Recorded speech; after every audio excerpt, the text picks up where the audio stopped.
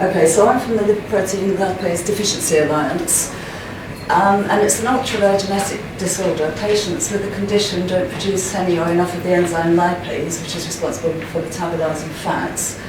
And if fat is eaten, it travels around the bloodstream, which gives the classic blue, creamy white appearance, which is the main clinical sign and causes complications. So us patients need to limit their diet to less than 10 grams of any fat per day, which is extraordinarily restrictive, as you might imagine, and what we've done.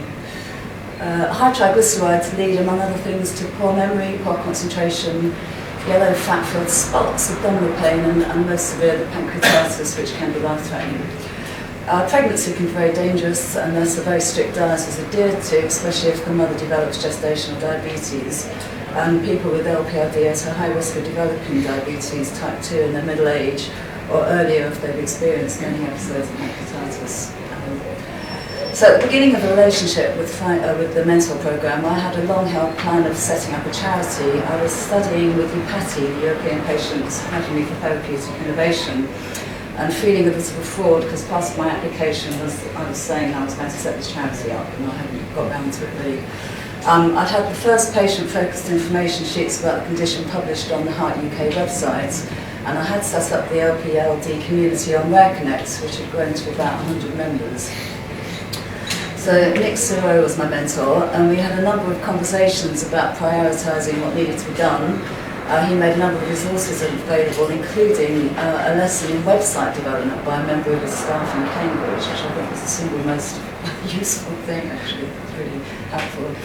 And how it helped me was that he focused my attention on the kind of first steps, really, on recruiting a board of trustees, setting up a bank account and building a website. And part of the conversations were helping me to consider what skills I was looking for in a trustee.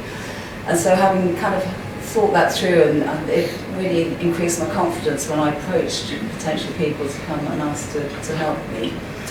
And also, I mean, the other fundamental thing was having a set of action points from these discussions and a diary date really helped focus the mind, which made me kind of get down to doing it. Challenges I've faced, which I could also put down as excuses for, because it has seemed to have taken a long time. It's an ultra-rare condition, and as far as I know, I'm the only active patient in the world. This can be both exciting and isolating, and sometimes it makes it difficult to galvanise, actually.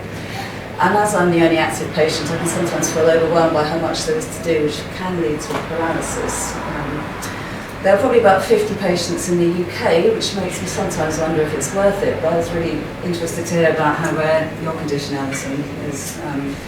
Especially it was difficult to get a good conversation going on the Rare Connect forum, because it sometimes feels like I'm just out there kind of banging the drum for myself. But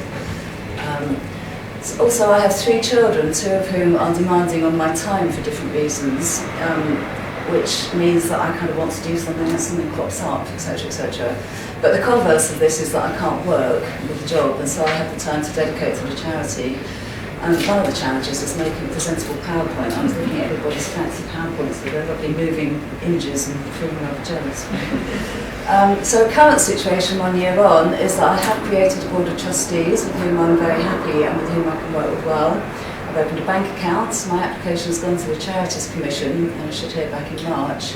I've got the very small beginnings of a website which has been built, but I haven't published anything more yet, because I have to kind of just check it out and etc.